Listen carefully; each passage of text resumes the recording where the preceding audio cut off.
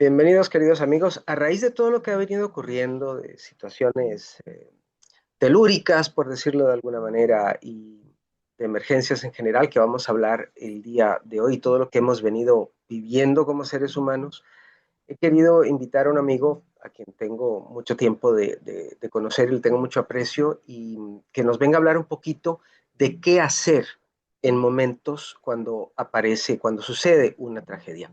Hay muchas cosas que podemos hablar sobre la resiliencia en un sismo o en una catástrofe, ¿verdad? Pero tal vez vamos a tratar de analizar algunos puntos claves.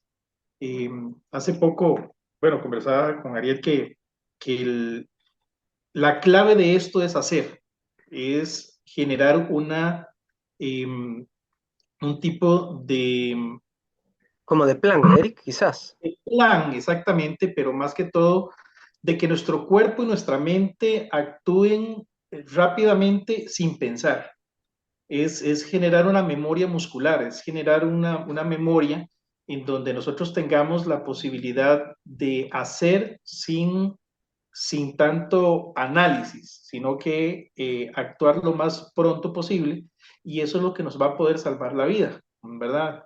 Como hablábamos al principio, este, aquí la idea es generar un plan y apegarse a ese plan y conocer ese plan también, que inclusive cuando estás durmiendo, si llega a pasar un sismo o una actividad, sepas qué hacer, ¿verdad? Y digamos que es una estructura básica para cualquier tipo de emergencia, ya sea, qué sé yo, vamos en la calle y hay un tiroteo, vamos, y hay un sismo, hay un choque automovilístico a nuestro lado, una explosión de gas, en fin, hay una sinnúmero de eventualidades que se pueden generar y que si nosotros logramos mantener un plan de supervivencia y un plan de acción, ¿verdad? Podemos salir tal vez no ilesos, pero sí con una mayor posibilidad de sobrevivir, perdón, en una actividad de estas, ¿verdad? En algún momento, no sé si ahora lo podríamos tratar, porque ahorita nos estás hablando de alguna manera de una reacción controlada, Así es. ¿sí? En otros casos, en algún otro momento me gustaría muchísimo que habláramos de alguna situación que pase en un lugar donde tal vez no tenemos el control y saber nosotros cómo controlarlo. Pero antes quiero adelantarme a algo porque creo que es importante aclarar esto que estás diciendo, aunque lo vamos a ver en las diapositivas, pero quiero aclarar de que ninguna cosa que vayamos a enfrentar puede ser controlada. Todo está fuera de nuestro control. Sea ¿Ok? un sismo, sea una balacera, sea una explosión, sea un huracán, sea cualquier cosa, y nada de esto podemos tener control, porque son cuestiones naturales, son cuestiones, bueno, algunas no son naturales, ¿verdad? Son causadas por el hombre, pero están completamente fuera de nuestro control. Lo que sí podemos controlar, y que lo vamos a ver ahora, es el estar preparados para esta eventualidad. Y al estar preparados para esta eventualidad, lo que sí vamos a tener es una mayor posibilidad de supervivencia, teniendo, digamos que una acción táctica para proteger nuestro hogar, proteger nuestra familia, ¿verdad? Y eso es lo que va a dar la pauta para que podamos sobrevivir. Entonces, con ese concepto en la cabeza de que lo que podemos controlar es a nosotros mismos y al estar preparados para la eventualidad, es que podemos arrancar este plan táctico. Súper. Ok.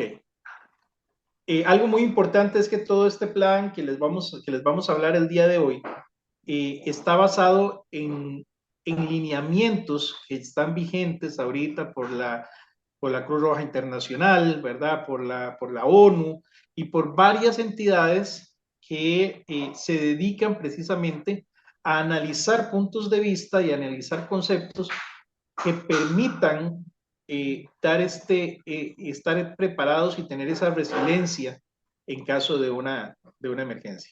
Y una de las cosas principales con todo esto de los planes de emergencia y todo esto, es que eh, la gente cree, por ejemplo, en un sismo que hablábamos al principio, La gente cree que el peligro específicamente está en el sismo en sí, está en que vamos a ir corriendo y se va a abrir la tierra y nos va a tragar, ¿ok?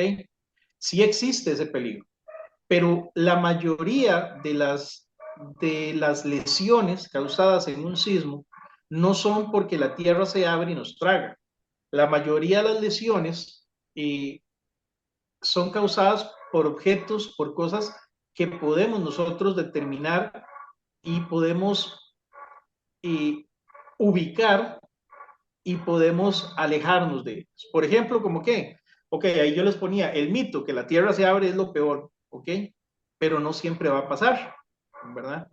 Eh, la realidad es que pueden caer muebles, ¿verdad? Tenemos estanterías, yo tengo acá detrás un, un, una biblioteca que debe pesar sus, no sé, 300 kilos tal vez, con todos los libros y las cosas que tiene adentro, ¿verdad?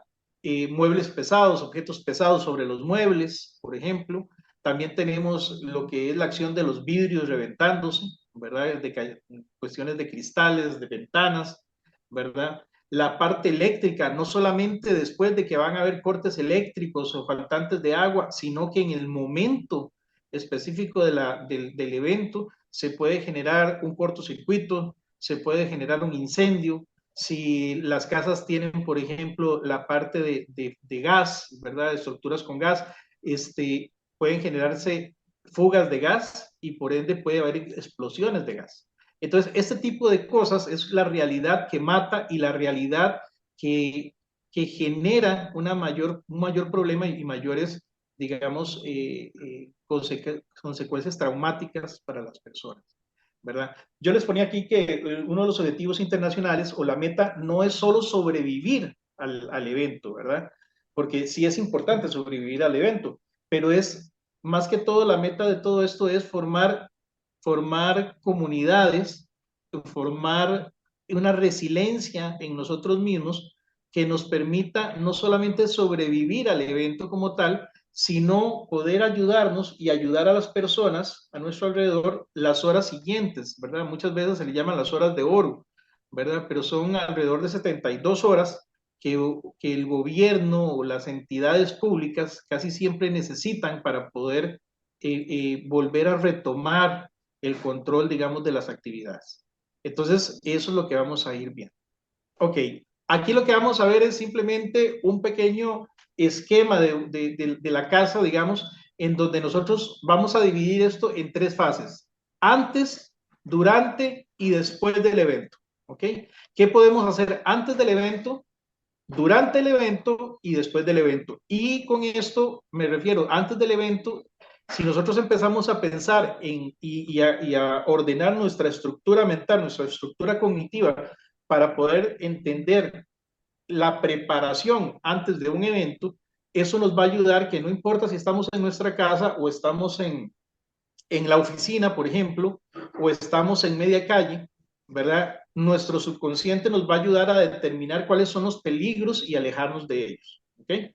Por ejemplo, antes del evento hay que hacer una ingeniería de seguridad en el hogar y eso se hace automáticamente cuando nosotros llegamos a cualquier lugar donde vamos a estar, donde vamos a estar. Por ejemplo, yo llego a mi trabajo y lo primero que veo son qué me puede caer encima, por cuál es la salida de emergencia más cercana. Cuando me subo a un avión, lo primero que localizo es la salida de emergencia más cercana, ¿verdad? Cuando me subo a un autobús, lo primero que localizo es dónde está la ventana de emergencia o si hay una puerta de salida. Entonces, esto es automático para las personas que ya tenemos esto, digamos, en nuestra cabeza. Y eso es lo que necesitamos generar para que esa resiliencia sea real. Entonces, la primera parte antes es esa ingeniería en el hogar o esa ingeniería donde estamos. Entonces, vamos a hablar de lugares. Ahí podemos ver, por ejemplo, un estante, una estantería con libros y todo esto. Entonces, el anclar este tipo de cosas. ¿Dónde? En nuestra casa, ¿qué es lo que podemos tener mayor control? Entonces, no puede ser que nosotros vivamos en un país que sea sumamente sísmico y que al día de hoy no tengamos anclados los muebles y las cosas que necesitamos anclar en nuestra casa. ¿Cómo qué? Como libreros, como los televisores, ¿verdad? A veces hay un movimiento sísmico pequeño y pum, se cayó la pantalla y nos duele en el alma, ¿verdad? pero nunca la anclamos. Entonces, necesitamos anclar las cosas, ¿verdad? Anclar muebles, más que todo también cosas altas. También pensar un poco en qué ponemos sobre los muebles, ¿verdad? A veces ponemos cosas muy pesadas. Yo recuerdo hace algún tiempo que tuve un accidente, llegué a un lugar y cuando entré se me ocurrió sacar algo de un estante y no vi que la persona que vivía en la casa había puesto unos perling sobre el estante que era un estante de libros. Y cuando jalé uno de los libros, se vinieron los perling y me cayeron encima. Entonces, ¿qué ponemos encima de las cosas? ¿Verdad? Las cosas más pesadas tienen que ir en la parte de abajo de los muebles, no en la parte de arriba, ¿verdad? También tenemos que buscar zonas de peligro, como qué, como cerca de las ventanas, y tenemos que tener eso bien claro, o sea, en donde quiera que estemos, ¿verdad? Cerca de las ventanas, debajo de estanterías altas, por ejemplo, o cerca de cosas que puedan caerse y puedan dañarnos. El otro punto en esta ingeniería de seguridad en el hogar es un refugio. ¿Cuál es el lugar más seguro para que podamos nosotros acudir a ese lugar? ¿Ok? Al principio hablábamos fuera de cámaras, decíamos que ya no se está utilizando el hecho de que nos metamos debajo de una mesa. Sin embargo, por ejemplo, si en nuestra casa hay una mesa sólida, con patas sólidas, una mesa que sabemos que no es sencillo destruir, ¿verdad? Puede ser un lugar seguro para nosotros en un eventual sismo, por ejemplo.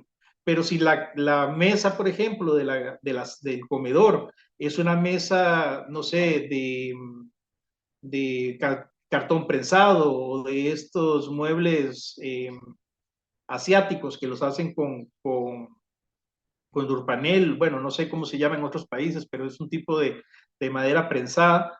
Eh, Ese tipo de muebles, lógicamente, no nos van a dar ningún beneficio, nos van más bien a poder causar alguna lesión. Entonces, ubicar ese lugar, por ejemplo, una mesa fuerte, ¿verdad? La estructura, por ejemplo, ahí yo se los ponía en color celeste, en eso sí lo ven, una estructura de columnas, ¿verdad? Que nos permita estar a salvo, pero tenemos que saber que esa columna es una columna, eh, digamos, medular en la estructura, ¿verdad? No es una columna que pusimos ahí porque queríamos hacer una división, ¿verdad? Eso no nos va a funcionar. Entonces, esa sería la primera parte, la primera fase del antes. Es generar una ingeniería de seguridad, buscar cuáles son los puntos débiles y los puntos fuertes y las zonas de seguras y las zonas no seguras que nos pueden ayudar a salvar nuestra vida. Pasemos tal vez a la segunda, seguimos hablando del antes. Y eso es aquí algo muy importante, para nosotros si estamos en nuestra casa, sino si estamos fuera de la casa. Y es hacer un plan familiar, un protocolo logístico de emergencia, así se llama, protocolo logístico de emergencia. Ese protocolo logístico de emergencia es un plan familiar. Entonces, por ejemplo, yo lo dividí aquí en tres partes que son las esenciales, ¿verdad? Comunicaciones y encuentro. Por ejemplo, si los miembros de la familia estamos fuera de la casa, ¿dónde nos vamos a ver? ¿Ok? Pasó algo, bueno, nos vamos a ver dónde. ¿Ok? ¿Cómo vamos a hacer para comunicarnos? Yo le digo a mis hijas, bueno, vos vas a estar en tal lugar, ok, si pasara algo, yo llego por ti. Y entonces ellas saben que ellas no se mueven del lugar, sino que yo voy a llegar a ese lugar, ¿verdad? Sin embargo, ahí este, puede haber, ¿cómo se llama? Cosas que nos separen y entonces tenemos que decir, bueno, vamos a vernos fuera de la casa de tu abuela, vamos a vernos fuera en la policía en tal lugar, vamos a vernos en la Cruz Roja, vamos a vernos en el parque tal si nos separamos, ¿verdad? Eso es algo, si no podemos volver a la casa. Y si no, pues entonces les vamos a decir, nos vamos a ver en la casa, ¿verdad? También, ¿cómo nos comunicamos? Si colapsa, por ejemplo, la red celular, una de las cosas principales que va a colapsar son los teléfonos. Ya no tenemos teléfonos alámbricos, ¿verdad? Análogos. Ahora todo es digital y si no hay electricidad, ¿qué es lo que pasa? Nos vamos a quedar sin comunicación. ¿Cómo vamos a comunicarnos en una eventualidad de estas? Ok, mi amor, vamos a hacer una cosa. Nos vamos a ver en la casa, ok, y si por alguna razón nosotros tenemos que abandonar la casa, vamos a dejar un papel pegado en el portón de la casa donde nos vamos a ver, ok. Es, pero esto suena a película, pero tiene que ser real para nosotros y tenemos que hablarlo con nuestros seres queridos, con las personas que viven con nosotros. ¿Por qué? Porque es esencial que sepamos cómo vamos a volver a unirnos, cómo nos vamos a comunicar. Y este punto lo vamos a ver un poquito más adelante cuando hablemos de la preparación para después. El nodo 2 o el segundo punto es la estructura, la infraestructura crítica.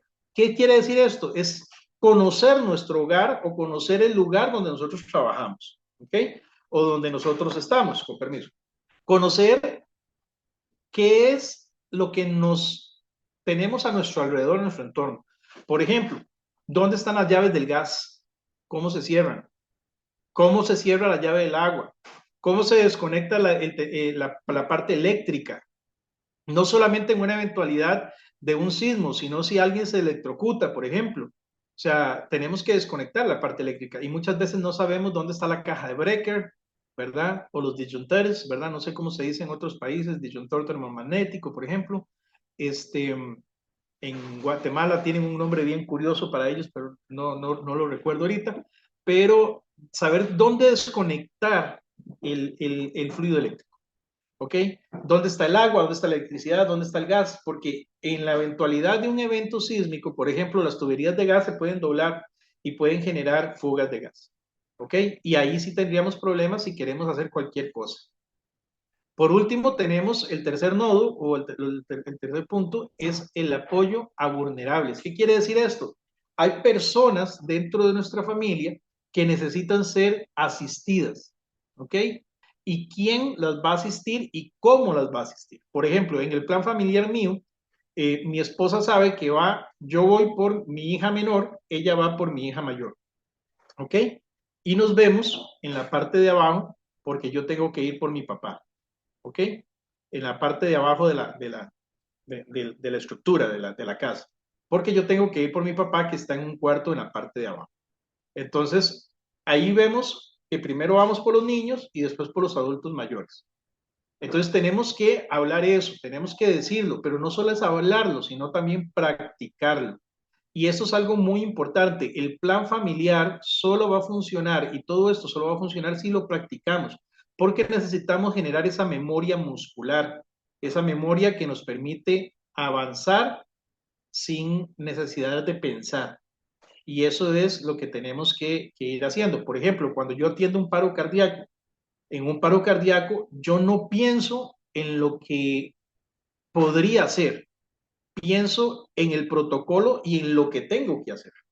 Entonces yo sé una secuencia específica de administración de medicamentos, de intervención que me permite a mí desarrollar el proyecto, desarrollar, digamos, lo que estoy haciendo y me permite a mí garantizar que llegue a un buen punto, ¿verdad? Y que la persona se salve. En este caso es exactamente lo mismo. Es poder garantizar eso a través de una memoria muscular. Aquí vamos a ver una parte y voy a meter esto aquí antes de seguir en la siguiente fase porque me parece que es importante y es el equipamiento vital. Yo puse aquí una mochila de 48 horas, pero realmente lo que nosotros tenemos que desarrollar es una mochila para 72 horas, que es más o menos lo que, si usted puede desarrollar la de 48, está bien, ¿ok? Va a tener 2 días en los cuales va a tener una mayor tranquilidad. Sin embargo, si puede desarrollarla para 72 horas es mejor porque normalmente son 72 horas las que dura el gobierno en volver a funcionar o a tener un funcionamiento parcial de las entidades. Por ejemplo, si hay cortes de agua, por ejemplo, hubo un terremoto y se dañaron las tuberías, más o menos son 72 horas para poder restablecerse. Si hay corte eléctrico, más o menos son 72 horas sin electricidad. Ok, vamos a necesitar 72 horas para poder volver a tener Digamos el, como a retomar el control, quizás sí, propiamente de un uso casi normal, porque normal imposible luego de una catástrofe. exactamente. Entonces vamos a ver aquí, ¿qué necesita la mochila de 72 horas? Bueno, lo primero que ocupamos es recordar que es hidratación y nutrición, o sea, algo de comer y algo de beber. Más o menos calculamos que son 2 litros como mínimo de agua por persona adulta. ¿Ok? Entonces, si usted tiene, por ejemplo, 4 adultos en su casa, usted tiene que tener 8 litros de agua en esa mochila. ¿Ok? O tener una mochila para cada persona de la casa. Barras energéticas, frutas secas, eh, alimentos en conserva, alimentos no perecederos, ¿verdad? Eso es lo primero que necesitamos. Después, ¿cómo nos vamos a comunicar y a movilizar? Y esta logística de comunicación y movimiento es muy importante. ¿Por qué? Porque a veces necesitamos trasladarnos a otros lugares. Entonces necesitamos, por ejemplo, un radio, ya sea de batería o sea de manilla, por ejemplo. Yo acabo de comprar uno para mi casa que es de manilla.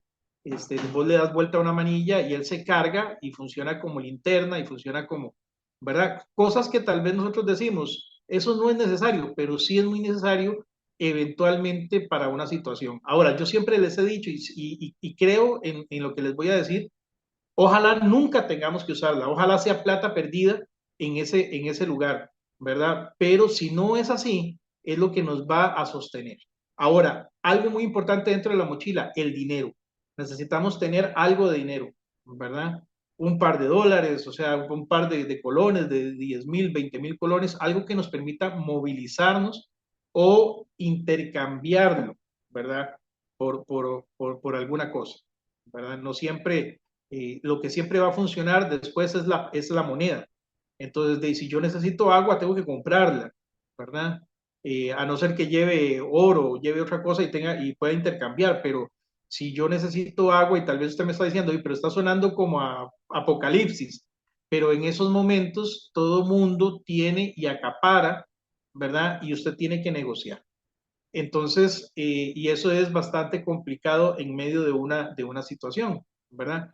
La otra cosa importantísima son los documentos de identidad, fotocopias de los documentos de identidad, porque tal vez usted no pueda volver a su casa porque su casa se cayó o porque las cosas quedaron dentro del carro y ¿cómo se llama? Y su carro quedó en un parqueo subterráneo y no se puede sacar por el momento.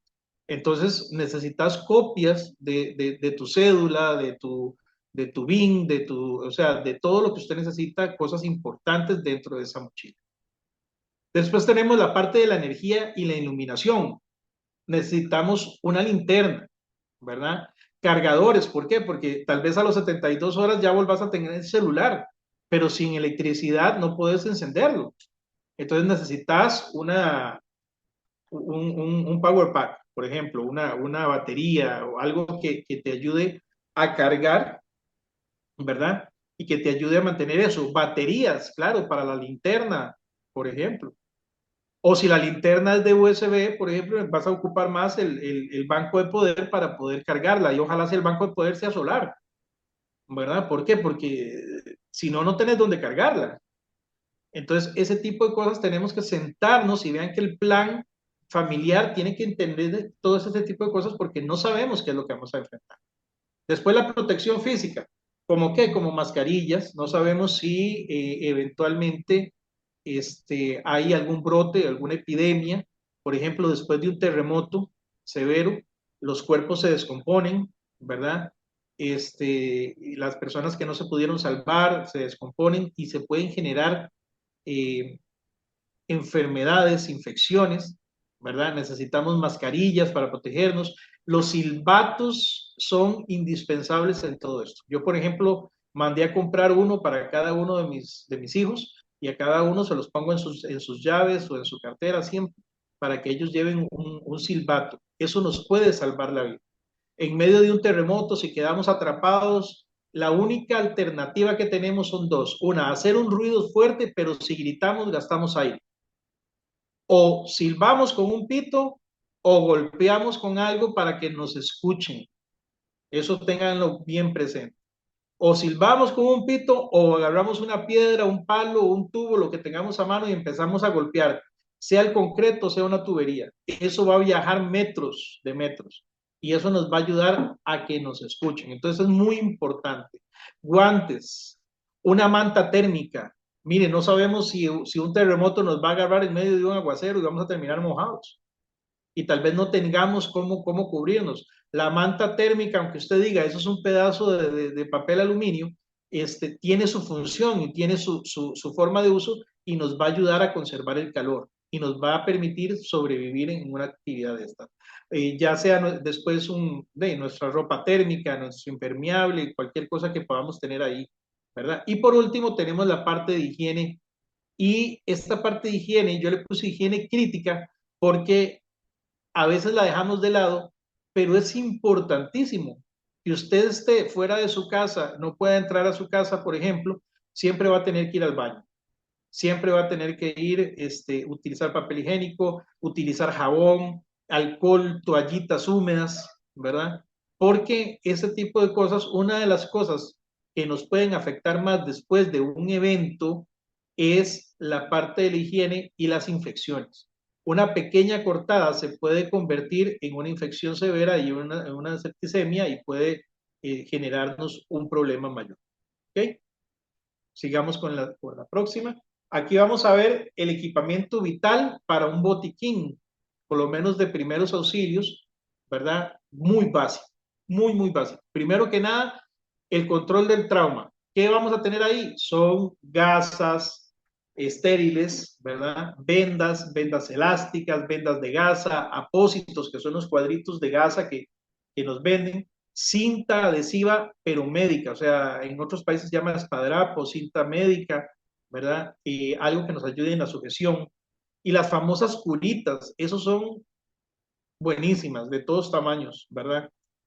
También necesitamos instrumental, como qué, como tijeras, como pinzas, como termómetro, guantes de nitrilo, por ejemplo, o guantes estériles, mascarillas, como ya lo vimos, una mascarilla de RCP es importantísimo mantener dentro del botiquín. Sin embargo, aquí hago la aclaración, si usted sabe usarlo, ¿verdad? Y también aquí les mando, digamos, el anuncio.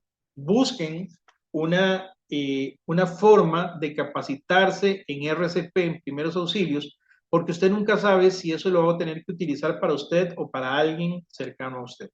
Entonces siempre es esencial estar preparado y habemos instructores que podemos ayudarles a tener esa certificación de que usted sabe primeros auxilios. Luego de eso tenemos lo que son químicos, medicamentos. Hay personas que tienen que tomar medicamentos todos los días y es importante tener ahí adicional, ¿verdad? Algo que los medicamentos duran años, entonces usted puede tener ahí un par de eso para 72 horas, ¿verdad? 3, 4 días en donde usted sabe que ya a los 3, 4 días usted va a tener chance de conseguir más medicamentos, ¿verdad? Soluciones salinas para lavado, ¿verdad? Antiséptico para las heridas, analgésicos, ¿verdad? De venta libre, desquetoprofeno, todo este tipo de cosas que nos puede funcionar para el dolor, ¿verdad? Y como les digo, el medicamento diario, de uso diario. Y por último, algo muy importante y es una libreta física con teléfonos de emergencia, además de la manta térmica, pero un teléfono de emergencia. ¿Cómo localizo yo a mi hija? ¿Cómo localizo a mi yerno? ¿Cómo localizo a mis papás? Ok, si no está el teléfono de mi papá. Hace muchos años nosotros recordábamos el teléfono de 20,000 personas. Yo recuerdo que yo usaba una cosita en la billetera que lo sacaba, era como un acordeón y me sabía todos los números que estaban ahí. Ahora son muy pocos los números porque confío muchísimo en mi celular. Pero ¿qué pasa si en el evento mi celular se daña o no tengo electricidad para poder cargarlo? Entonces necesitamos algo que nos permita recordar esos números que muchas veces en nuestra memoria no los vamos a tener conscientes por el evento.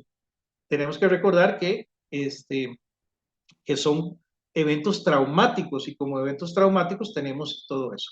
Una última cosa con respecto a tanto a la mochila como al botiquín es que deberíamos de colocar una alarma en nuestro teléfono que nos indique cada 6 meses revisar las cosas. ¿Por qué? Porque si hay algo vencido, si hay que cambiar algo, ¿verdad? Las baterías se pueden dañar, se pueden oxidar, entonces tener cada 6 meses estar revisando eso.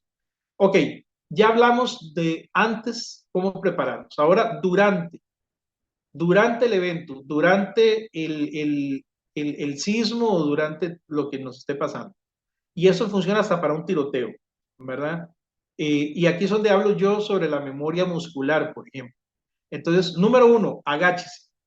El hecho de agacharse, de bajar su centro de gravedad, va a facilitarle a usted una estabilidad y también va a hacer que las cosas, si usted se le caen encima, no lo golpeen tan fuerte y tener tiempo para también reaccionar. Cúbrase. Y no solo cúbrase debajo de una mesa, sino que con sus mismos brazos, sus antebrazos, cubra su cabeza y su cuello, no con sus manos. Mucha gente hace, ay, ay, y se tapa así, pero los falanges, los dedos, son muy débiles. Entonces, si algo nos cae, muy posiblemente o nos rompe los dedos o vamos a tener sangrados, pero con los brazos, con los antebrazos, es una parte más difícil de golpear y usted puede inclinarse y ponerse en una posición de seguridad. Entonces, agáchese, cúbrase y agárrese. Si usted tiene un lugar fuerte donde poder agarrarse, ¿verdad? Las patas de una mesa, que sea fuerte, una cuestión de estas, eso le va a permitir que si el temblor, el movimiento sísmico empieza a desplazar las cosas, usted puede desplazarse junto con la mesa, ¿ok? Y, y siempre alejarnos de todo lo que es eh, ¿verdad? Vidrios, cosas colgando, todo ese tipo de cosas. Una cosa muy importante, mientras el edificio esté en movimiento, mientras esté temblando, no corra hacia afuera de la vivienda. ¿Ok? Muchas veces tratamos de bajar escaleras, como decíamos al principio, y terminamos cayendo por las escaleras o las escaleras colapsan porque es una de las estructuras más débiles de una construcción, ¿verdad?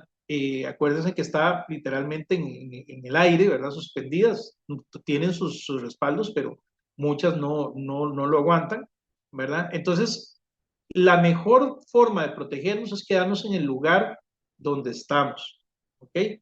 Claro, si usted ve que las paredes se están agrietando, si usted ve que el techo ya no resiste y todo eso, pues claro que hay que salir, ¿verdad? Pero normalmente en esos 20 segundos o 30 segundos que dura un terremoto, no nos va a dar tiempo y podemos más bien lesionarnos o lesionar a alguien porque nos asustamos y salimos en carrera, tal vez pensando que vamos a salvar a alguien, pero muchas veces esa otra persona puede estar mucho mejor y nosotros somos los que nos vamos a lesionar. ¿Ok? Sigamos ahí, por favor. Ok, seguimos durante.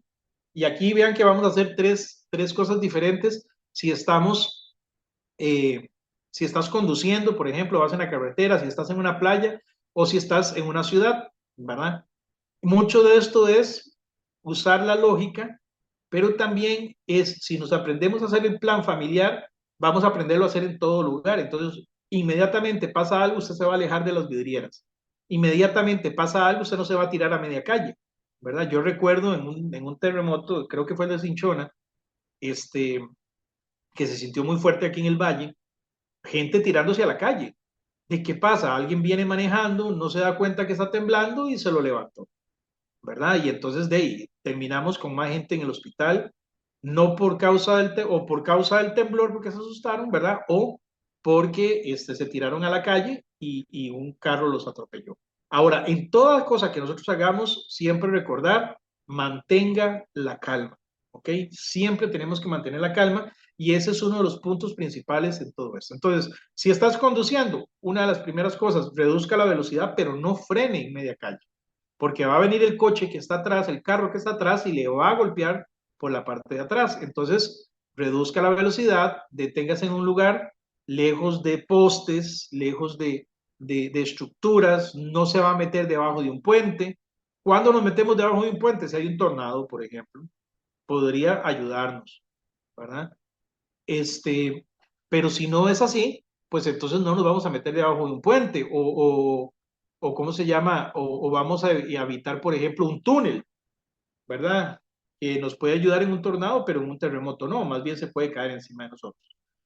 Si estás en la playa, una de las primeras cosas es después del temblor, aléjese inmediatamente de la playa. Busque superficies más altas. ¿Por qué? Porque muchas veces en un temblor muy fuerte se van a producir tsunamis, por ejemplo. No sé si ustedes supieron, hace poco que hubo el terremoto por allá, por el lado de Rusia, bueno, por lo menos en Costa Rica, toda la parte pacífica estuvo en alerta amarilla esperando un tsunami. ¿Por qué? Porque se pedía que nadie se estuviera bañando durante casi 2 o 3 días, precisamente porque un temblor puede generar una cosa de estas. Evacúe hacia zonas seguras y siempre siga las instrucciones de las autoridades. Y si estás en interiores, mantenga la posición de seguridad, o sea, agáchese, cúbrase y agárrese, ¿verdad? Como dijimos ahora. Bajo ninguna circunstancia utilice elevadores, ascensores, ¿verdad? No utilice y no salga corriendo por las escaleras, ¿verdad? Y prepárese para posibles cortes bruscos de energía, ¿verdad? O sea, se va a ir la electricidad, se va a ir el agua, todo ese tipo de cosas. ¿Ok? En la fase 3 ya hablamos de antes y durante. Ahora vamos a hablar de el después. ¿Qué hacemos después? Vamos a verlo en 3 pasos, ¿ok? Y estas son las horas doradas que llaman. Son las horas posteriores al impacto, posteriores al evento sísmico, ¿verdad? Y son esenciales. Entonces, la primer prioridad o el primer paso es la autoprotección, ¿ok? Y aquí hay algo muy, muy importante. Ahora Ariel no me contaba, me decía, qué le pasó cuando hubo un terremoto muy fuerte por acá, por Costa Rica, y él salió disparado, corriendo por las escaleras para ayudar a su mamá, que estaba en una segunda planta. Y está bien, porque en ese momento nuestro sistema de protección hacia los demás nos va a hacer cosas que muchas veces no hubiésemos hecho si no fuera por la adrenalina del momento. Pero tenemos que tener cuidados. ¿Por qué? Porque la seguridad del rescatista es la prioridad. O sea, usted no puede rescatar a alguien si usted está herido. ¿Ok?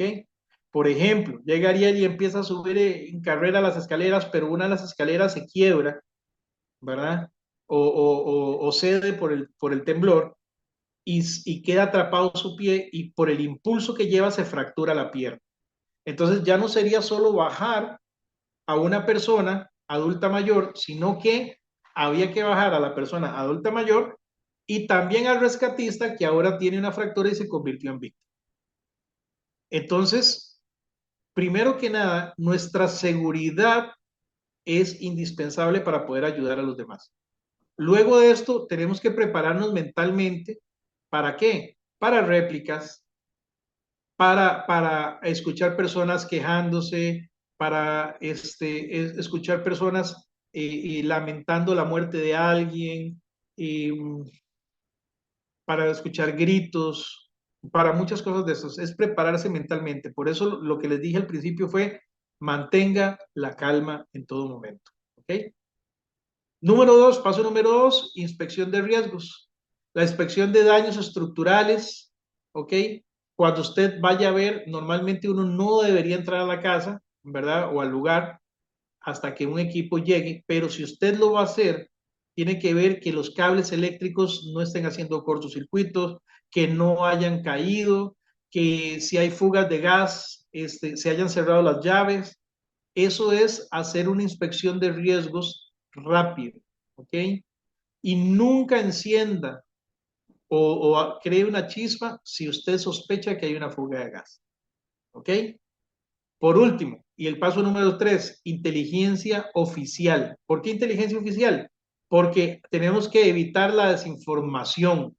No debemos estar escuchando o viendo canales de redes sociales o todo este tipo de cosas, ¿verdad? Porque nos ponemos a ver redes sociales y en cualquier momento y hay una guerra a nivel mundial, ¿verdad? Porque las redes sociales nos engañan. Entonces, busquemos información oficial, información del gobierno, información de la Cruz Roja, información de los bomberos, algo que nos genere la certeza de que estamos escuchando algo real. Y cuando nos digan que podemos volver a las casas, pues podemos volver, por ejemplo.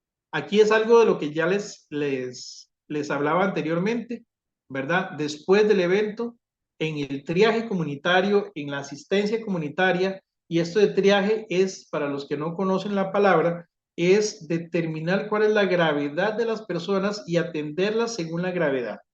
¿Ok? Cuando nosotros llegamos, por ejemplo, a un lugar, a una zona de desastre, por ejemplo, un choque masivo, un incendio, un lugar de intoxicación, tenemos que alejarnos de las estructuras colapsadas o del peligro, llevar a los civiles hasta un lugar donde estén seguros y empezamos a determinar quién está en mayor riesgo o quién está mayormente afectado. Entonces vamos a ver, por ejemplo, que los niños y los bebés vamos a evaluarlos primero, vamos a determinar si son verdes, o sea, si pueden seguir caminando, entonces los ponemos en un lugar, si son amarillos que necesitan atención médica pero no son urgentes, si son rojos que necesitan atención urgente en el lugar, ¿verdad? Y traslado inmediato a un centro hospitalario, o si son negros, que ya son personas que están falleciendo o fallecidas y no se puede hacer nada por ellas en el sitio, ¿verdad? Entonces vamos a ver personas, niños y bebés primero, adultos mayores después personas con discapacidad y mujeres embarazadas. Esa es como la prioridad en este triaje, ¿verdad? Vemos eso y posteriormente vemos a las personas ya adultos normales, ¿ok? Y recordemos aquí que el rescatista siempre es el primero en tener que estar bien, ¿ok? Porque si no, nos convertimos en una víctima. Vamos a ver ya por último eh, esta síntesis, eh, esta síntesis táctica que le digo yo, ¿ok? La ecuación de la resiliencia. Y es aquí donde nosotros tenemos que entender, y desde el principio les vengo diciendo esto, para llegar a esta ecuación de resiliencia final.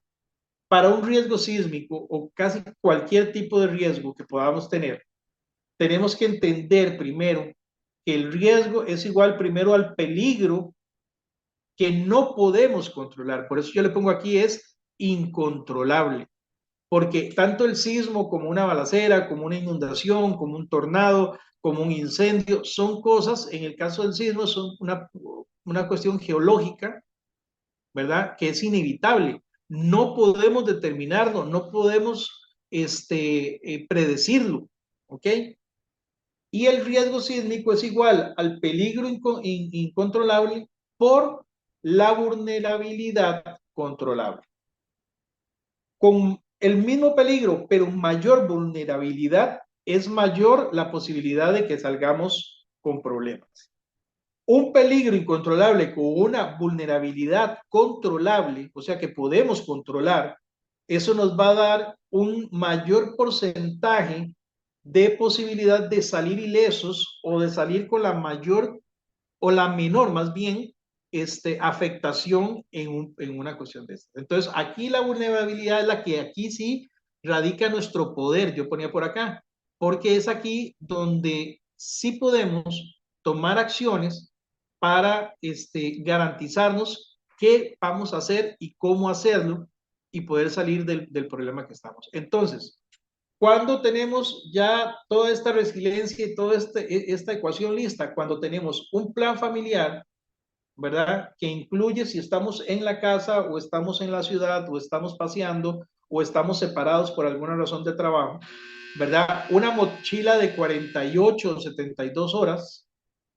¿verdad? Un botiquín básico actualizado y una vivienda segura que nos garantiza que las cosas vamos a poder entrar si no fue estructurar el daño. Eso nos va a generar a nosotros una supervivencia activa. ¿Qué quiere decir eso? que vamos a tener una mayor posibilidad de sobrevivir y mantenernos después del evento. ¿Ok? La preparación, yo les ponía aquí, no elimina el temblor, no elimina el sismo, no elimina el tornado, no elimina el incendio, ¿verdad? ¿Y por qué les hablo de incendio y todo eso? Porque también podemos preparar nuestra casa con extintores y con otras cosas, ¿verdad? Detectores de humo, extintores. ¿Y cuántos de nosotros tenemos extintores? No muchos, ¿verdad? Pero es importantísimo. Yo ahora les enseño a mis hijas, por ejemplo, y a mi esposa, cómo utilizar un extintor. ¿Qué pasa si se incendia la cocina? ¿Verdad? Pero entonces todo esto, esto no elimina, la preparación no elimina el evento, ¿ok? Pero pero sí transforma el miedo, esa sensación de no saber qué hacer, esa sensación de ser impotentes, ¿verdad? Cuando una persona está viendo quemarse su casa, por ejemplo, las primeras cosas que dicen es que yo me siento impotente sobre esto, o sea, no puedes hacer nada. Frente a un terremoto no puedes hacer absolutamente nada. Sentís impotencia, sentís miedo de qué va a pasar. ¿Ok? Y cuando nosotros logramos controlar ese miedo y transformar ese miedo en capacidad de respuesta, en que sabemos que puede pasar, pero sabemos qué vamos a hacer y sabemos cómo vamos a actuar después y durante, entonces ese miedo se va a transformar y eso es lo que va a proteger nuestras vidas y a las personas que están con nosotros. Entonces consolida toda esa resiliencia, ¿verdad? Todo eso que hemos hecho para poder ser resilientes, mantenernos después de un evento y que este evento, aunque nos va a afectar en una menor escala porque hemos estado preparados para él. Y esto es tal vez lo esencial en todo lo que estamos haciendo, ¿verdad? Y lo que tenemos que hacer para, para mantenernos, no solamente, como les digo, Ariel, en lo que es un terremoto, sino también en muchas otras de las cosas. Por ejemplo, hace poco yo le decía en un colegio que estaba asesorando, y mire, usted, me decían, es que aquí nunca ha pasado una balacera. Y le digo, bueno, en muchos de los lugares en Estados Unidos donde ha muerto mucha gente en un colegio, tampoco había pasado una balacera. Es algo fortuito, es algo que no sabía que iba a pasar. A alguien se le ocurrió, consiguió un arma y empezó a volar balas. Entonces, el prepararnos para es lo que nos puede ayudar para salvar vidas. ¿Por qué todas estas vidas se perdieron en esos lugares? Porque no estaban preparados. Voy a utilizar un ejemplo que tal vez es un poco triste en este momento, pero ¿por qué muchas de las personas o de las vidas que se perdieron en Venezuela se perdieron? Porque no estaban preparados para el evento. ¿Cómo preparados para el evento? Por ejemplo, las estructuras de los edificios no cumplían con las indicaciones que deberían de cumplir para una eventualidad. Por ejemplo, en Costa Rica hemos tenido ya varios terremotos de 7 puntos algo. Y sí, han afectado, se han destruido calles, ¿verdad? Pero la afectación en vidas no ha sido tan alta. ¿Por qué? Porque las estructuras nos obligan, literalmente nos obligan a construir con vigas corona, con varillas especiales de tal número, porque la flexibilidad, yo no sé si usted sabía, pero una varilla doblada, si a usted le llega una varilla doblada en una construcción, no puede usarla, porque se fisura y pierde elasticidad y eso hace que esa pared se quiebre en un temblor. Entonces, todas esas cosas que a veces decimos que Costa Rica es excesiva en este tipo de cosas, nos garantiza a nosotros al estar preparados para una eventualidad de estas. ¿Verdad? Yo que he tenido la dicha y el Señor me ha permitido visitar muchos países, yo veo estructuras de 3, 4 pisos que son bloques sobre bloques, sin varillas, sin nada, ¿verdad? Y uno dice, bueno, en el primer temblor eso se va a caer, ¿verdad? Y he visto colinas repletas de casas en esa misma estructura que yo digo, esto es un posible desastre en el momento que se dé un sismo muy fuerte. Entonces, tenemos que prepararnos, ¿verdad? Los gobiernos tienen que prepararse. ¿Qué pasa si hay un corte eléctrico nacional? y muchos aquí pueden hablar sobre teorías de conspiración o teorías de esto y teorías del otro. No es que estamos esperando un apocalipsis zombie, es que estamos previendo cosas que pueden estar sucediendo y como les dije hace un rato, no importa si esa plata se pierde al final de tener un botiquín ahí guardado, un extintor o un detector de humo, o comprar una mascarilla de RCP, tal vez no la vamos a usar en toda la vida, pero gracias a Dios que no tuvimos que usarla toda la vida. Sin embargo, si hay que usarla, ¿qué nos garantiza a nosotros que vamos a poder ayudar a esa persona? Porque nosotros estamos guardando un botiquín, por ejemplo, para ayudar a alguien, pero ¿quién nos garantiza que ese botiquín no va a ser usado en mí? O sea, que mis hijas tengan que utilizar ese botiquín para socorrerme a mí. Entonces, la mentalidad de la preparación es la que nos va a ayudar a nosotros a determinar cómo vamos a salir de un posible evento. Eso Claro, sería. quiero darte las gracias por habernos acompañado el día de hoy. Como sabes, este programa lo quiero hacer, no sé, lo hablamos la primera vez hace como 3 años, más o menos, ¿no? Pero bueno, se dio ahora, que es lo importante. Quisiera también que nos dejes tu número, porque sé que das asesorías, son asesorías pagadas y demás, pero yo creo que están muy, muy al pelo en este momento, ¿no? Así que avísanos cómo podemos contactarte, de qué manera, danos más o menos una idea de cómo son las asesorías para que la gente pueda saber y te pueda contactar.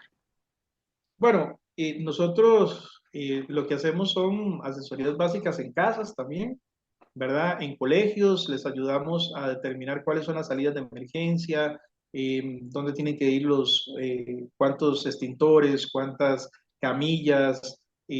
Damos también lo que son los cursos certificados en primeros auxilios, en RCP, ¿verdad? Para empresas, para colegios, para personas individuales, para iglesias inclusive, que yo siempre he dicho, mire, iglesias católicas, evangélicas, de cualquier tipo, o sea, se reúnen 50, 70 personas, 100 personas, y ¿qué pasa si hay un terremoto? ¿Qué pasa si hay un incendio y no sabes utilizar las camillas, no sabes utilizar cómo evacuar a esas personas? Entonces eso es lo que hacemos nosotros, eso es lo que hago yo. Además de eso, pues les damos todas las instrucciones, ¿verdad? Eh, el uso de camillas, el uso de félula larga de espalda a nivel acuático, a nivel terrestre, primeros auxilios en general, ¿verdad? Y me pueden localizar con el número personal mío al 8837-2300 en Costa Rica, 506-8837-2300, o a mi correo electrónico, es un correo viejito, pero todavía me funciona, es earroyocr@yahoo.com. Perfecto, quiero darte las gracias de nueva cuenta por habernos acompañado el día de hoy. Yo creo que estos, así como hacemos programas para incentivar y para motivar y demás, yo no diría que este sea de otro marco, de otra índole, pero sí sería un programa que yo espero que lo podamos pasar para que todos lo podamos mirar y podamos empaparnos un poco de esta situación. Ya empezó una época en la que sabemos que va a haber situaciones climatológicas, van a haber cosas geológicas y demás. Yo creo que no está de más que saquemos un ratito para que pongamos la barba en remojo y veamos qué es lo que nos tocaría hacer si tal vez algo de esto ocurre en nuestros países. Así que gracias a ti, gracias a todos. ¿Qué les puedo decir? Suscríbase, de like, active la campanita y sobre todo, si nos ayudan con otro tipo de programas también a difundir, cosa que les agradecemos muchísimo, este programa funciona donde se vea, porque esta información funciona donde sea que se vea. Así que ayúdennos también, por favor, a difundir este. Soy Ariel Spia, aquí con el señor Eric Arroyo. Muchísimas gracias a todos. Hasta la próxima.